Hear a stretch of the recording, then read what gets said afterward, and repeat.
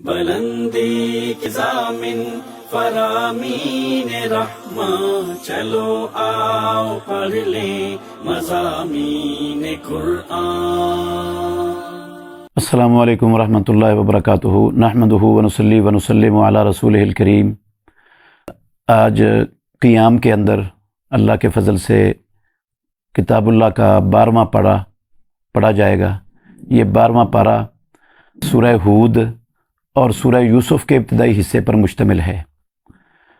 سورہ ہود میں اللہ رب العالمین نے اپنی توحید کی دعوت کو پیش کیا ہے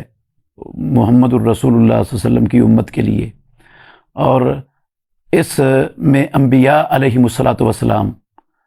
کے تذکرے کیے ہیں کہ انہوں نے توحید کی دعوت کو کس پختگی اور کس عظیمت کے ساتھ پیش کیا، اور ان کو اس راستے میں کیا کیا سننا پڑا، کیا کیا تکالیف اور مصائب اٹھانے پڑے، اور ان کے ماننے والوں کو کن کن مشکلات سے گزرنا پڑا۔ یہ سارا کچھ اللہ رب العالمین نے بیان فرمایا، اور جو انبیاء علیہم الصلاۃ والسلام کی دعوت پر لبیک کہنے والے لوگ تھے، ان کو اللہ رب العالمین نے نجات دی، اور ان پر کون کون سے انعامات اور کیسے کیسے انعامات اللہ رب العالمین نے کیے، یہ ساری تفصیلات اللہ رب العالمین نے نوح علیہ الصلاۃ والسلام کے واقعہ میں، اور ہود علیہ الصلاۃ والسلام کا تذکرہ کر کے، اور صالح علیہ الصلاۃ والسلام کا تذکرہ کر کے،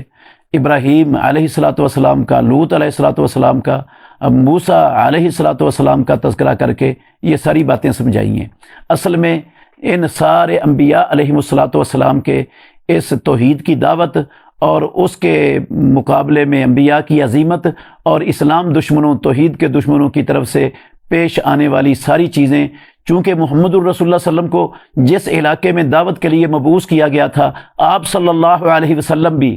ایسی ہی چیزوں کا سامنا کرنے والے تھے جن کا سامنا پچھلے سابقہ انبیاء کرتے آئے ہیں۔ تو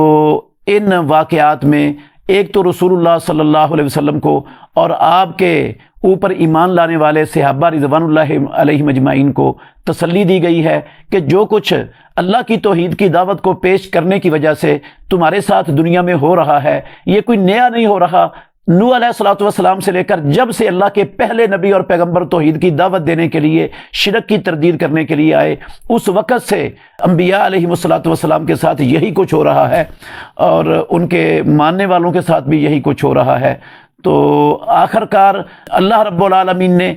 ہر دور میں اپنے نبی کو عزت دی، فتح دی، کامیابی دی، اور انجام ان کا بہتر ہوا، اور ہمیشہ اللہ کے عذاب اور ناراضگیاں اللہ کی توحید کے منکروں پر نازل ہوتی رہیں، وہ صفحہ ہستی سے بھی مٹتے رہے۔ تو اس میں محمد الرسول اللہ صلی اللہ علیہ وسلم کو بھی اور آپ کی امت کو بھی تسلی دی گئی ہے کہ آپ کا انجام آخر کار کامیابی دنیا میں بھی اور آخرت میں بھی وہ اللہ رب العالمین آپ کو عطا فرمائیں گے، اور یہ دشمن ہمیشہ ناکام رہیں گے۔ اور اس میں محمد الرسول اللہ صلی اللہ علیہ وسلم کی امت کے لیے بھی یہ خوشخبری ہے، جو توحید کے دائی دنیا میں کھڑے ہیں، خالص اللہ رب العالمین کے پیغام کو اللہ کے بندوں تک پہنچاتے ہیں، آج ساری دنیا کے دشمن وہ ان کی دعوت کے راستے میں رکاوٹ بن کر کھڑے ہیں، اور ان کے ساتھ وہی سلوک کر رہے ہیں جو ان کے آباء و اجداد نے پہلے انبیاء علیہم الصلوۃ والسلام کے ساتھ کیا۔ تو آج کی امت کے مسلمانوں کے لیے بھی اس میں بہت بڑی تسلی ہے کہ وہ اس توحید کی دعوت پر ڈٹے رہیں، کمر بستہ رہیں، اس پر کسی قسم کا کمپرومائز نہ کریں، نہ جھکیں نہ بکیں، نہ اس دعوت سے ہٹیں۔ تو انشاءاللہ الرحمن آخر کار اللہ رب العالمین نے عزت، فتح، کامیابی سے ہمکنار دنیا میں بھی انہی کو کرنا ہے، اور آخرت میں بھی جنت کا وارث اللہ رب العالمین نے انہی کو بنانا ہے۔ نوح علیہ الصلوۃ والسلام کا تذکرہ کرتے ہوئے اس سورت کی 24 سے لے کر 49 نمبر آیت تک اللہ رب العالمین نے نوح علیہ الصلوۃ والسلام کا تذکرہ کیا، جس میں قوم کے جھٹلانے کا، نوح علیہ الصلوۃ والسلام کو کشتی بنانے کا حکم، اور پھر نوح علیہ الصلوۃ والسلام کے بیٹے کے غرق ہونے کا معاملہ اور ساری قوم کے غرق ہونے کا معاملہ اور نوح علیہ الصلوۃ والسلام کا بیٹے کے متعلق اللہ سے سوال کرنا، اللہ کا جواب دینا، یہ ساری پوری تفصیلات بیان ہوئی ہیں۔ تو اس کے بعد اللہ نے کہا تلک من انباء الغیب نوحیھا الیک، اے کائنات کے امام محمد الرسول اللہ صلی اللہ علیہ وسلم، یہ غیب کی خبریں ہیں جن خبروں کو ہم آپ کی طرف وحی کر رہے ہیں۔ ما کنت تعلمها انت ولا قومک من قبل ھذا، نہ آپ ان چیزوں کو جانتے تھے اس سے پہلے اور نہ ہی آپ کی قوم ان چیزوں کو جانتی تھی اس سے پہلے، یہ ہم نے وحی کر کے آپ کو یہ چیزیں عطا فرمائی ہیں۔ تو اس آیت سے یہ محمد الرسول اللہ صلی اللہ علیہ وسلم کی نبوت کی زبردست دلیل جو ہے نا وہ پیش کی گئی ہے مشرکین مکہ کے سامنے کہ دیکھو یہ نبی امی جو کسی سے نہیں پڑھا، جس کو پڑھنا لکھنا نہیں آتا، یہ نوح علیہ الصلوۃ والسلام کا پورا واقعہ صحیح بیان کر رہا ہے، اس کی پوری تفصیلات کے ساتھ، جبکہ اس نے کسی کتاب میں بھی نہیں پڑھا، اور یہ سوائے وحی کے ممکن نہیں ہے، اور وحی اللہ رب العالمین کی طرف سے آنا یہ اللہ کے آخری نبی محمد الرسول اللہ صلی اللہ علیہ وسلم کی نبوت اور رسالت کی بین واضح دلیل ہے اس میں۔ اور اس میں یہ بھی ہے کہ پوری کوشش کے باوجود اگر کوئی بندہ اپنے بیٹے کی اصلاح کرنے میں کامیاب نہیں ہوتا، بیٹا باپ صالح ہے اور بیٹا صالح نہیں بنتا، تو یہ اس باپ پر کوئی عیب نہیں ہے، نہ اس پر کوئی بوجھ ہے، نہ اس کی کوئی خرابی اور نقص ہے، کیونکہ نوح علیہ الصلوۃ والسلام جیسا جلیل القدر اولو العزم پیغمبر وہ اپنے بیٹے کو راہ راست پر نہیں لا سکا۔ اچھا صرف بیٹا نہیں، کوئی بھی نیک اور صالح بندہ اپنے خاندان کے کسی فرد کو اگر راہ راست پر نہ لا سکے تو یہ اس کا عیب نہیں ہے، اور اس پر اس کی طرز نہیں ہے، تان نہیں ہو سکتی، اور نہ اس کے اوپر اس کا کوئی گناہ ہے۔ دیکھیں ابراہیم علیہ الصلوۃ والسلام اللہ کے خلیل تھے، اپنے باپ کو راہ راست پر نہیں لا سکے۔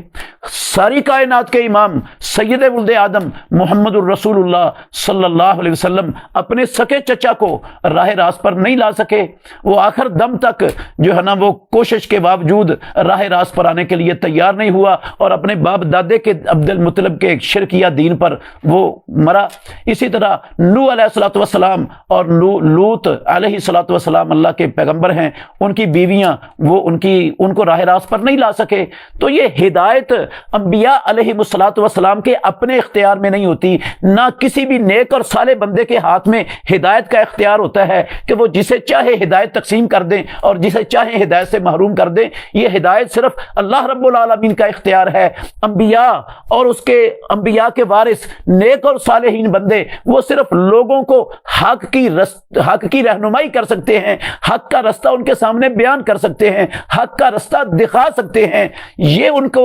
چیز حاصل ہے، مگر وہ کسی کو حق کے رستے پر چلانے کا اختیار نہیں رکھتے۔ یہ اختیار صرف اللہ رب العالمین کا ہے۔ جب اللہ رب العالمین نے اپنے انبیاء علیہ الصلوۃ والسلام کو، اولو العزم پیغمبروں کو اور ساری کائنات کے خاتم النبیین کو یہ اختیار نہیں دیا، تو کسی اور کو کیسے اختیار مل سکتا ہے کہ وہ جب چاہے جس کو چاہے راہ راست پر لے آئے اور گمراہی سے اس کو محفوظ کر کے اور بچا کے رکھ لے؟ ایسا ممکن نہیں ہے۔ انبیاء علیہ الصلوۃ والسلام وہ نہیں لا سکے، نوح علیہ الصلوۃ والسلام نہیں لا سکے، تو یہ ان انبیاء پر عیب نہیں ہے کہ ان کے رشتہ دار، ان کے خاندان، ان کی قومیں وہ راہ راست پر نہیں آئیں۔ انہوں نے اللہ رب العالمین کا پیغام پہنچانے میں کوئی کسر نہیں چھوڑی، اس کا حق ادا کر دیا ہے۔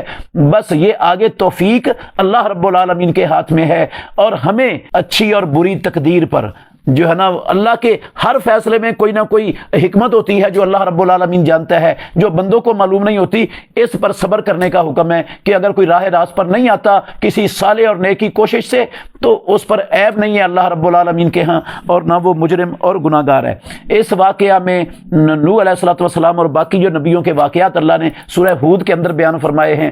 ان واقعات میں قرآن مجید، پورے قرآن مجید کے اندر ہی وہ واقعات کے وہ حصے جن حصوں کے اندر سے کوئی سبق ملتا ہے، کوئی فائدہ ملتا ہے، کوئی نصیحت نکلتی ہے، صرف وہ حصے قرآن مجید سابقہ امتوں کے اور نبیوں کے واقعات کے ذکر کرتا ہے جن کا فائدہ نہیں ہے، جن میں نصیحت نہیں ہے، جن سے کوئی ہدایت کا راستہ نہیں کھلتا، ایسی چیزیں اللہ رب العالمین واقعات کے اندر سابقہ نبیوں کے، امتوں کے، قوموں کے واقعات میں بیان کرنے کی میں اللہ ان کی تفصیل ذکر نہیں کرتے، صرف ان چیزوں کا ذکر ہوتا ہے جن واقعات میں نصیحت ہوتی ہے، فائدہ ہوتا ہے کوئی نہ کوئی۔ تو یہ جو نوح علیہ السلام کے واقعہ میں تفصیلات بیان کرتے ہیں، یہ ساری ان کی ضرورت ہی نہیں ہے۔ اگر یہ ضرورت ہوتی تو رب العالمین خود بیان کر دیتے یا اپنے نبی کی زبان سے بیان کروا دیتے کہ نوح علیہ السلام کی کشتی وہ کتنی لمبی تھی، کتنی چوڑی تھی، اس کے اندر جو جانور سوار کیے گئے ان کو کیسے اکٹھا کیا گیا تھا، وہ کتنے دن پانی میں چلتی رہی، اور نوح علیہ السلام کی قوم پر کتنے دن عذاب مسلسل برستا رہا، پانی برستا رہا اور زمین سے پانی اگلتا رہا۔ یہ ساری تفصیلات اللہ رب العالمین نے نہیں بیان کی۔ اگر ان کا کوئی فائدہ ہوتا تو بیان ہو جاتی، جب اللہ نے بیان نہیں کی تو ہمیں بھی ان کے پیچھے پڑنے کی ضرورت نہیں ہے۔ پھر اللہ رب العالمین نے ان انبیاء علیہ السلام کے تذکرے میں ابراہیم خلیل الرحمن علیہ السلام کا بھی تذکرہ کیا ہے کہ ان کے پاس فرشتے آئے انسانی شکل میں،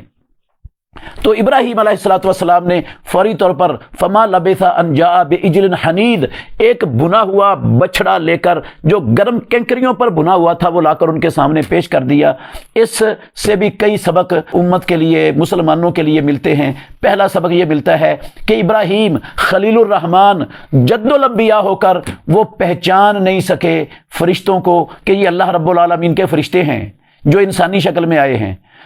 اسی لیے انہوں نے ان کے سامنے کھانا لا کر پیش کر دیا، جبکہ ابراہیم علیہ السلام تو جانتے تھے فرشتے نہ کھاتے ہیں نہ پیتے ہیں، ان کی انسانی ضروریات ہے ہی نہیں ہیں، تو انہوں نے پہچانا ہی نہیں، انہوں نے عام آدمی سمجھے، مہمان سمجھے، اور ان مہمانوں کی مہمانی کے لیے بنا ہوا بچڑا لا کر ان کے سامنے پیش کر دیا۔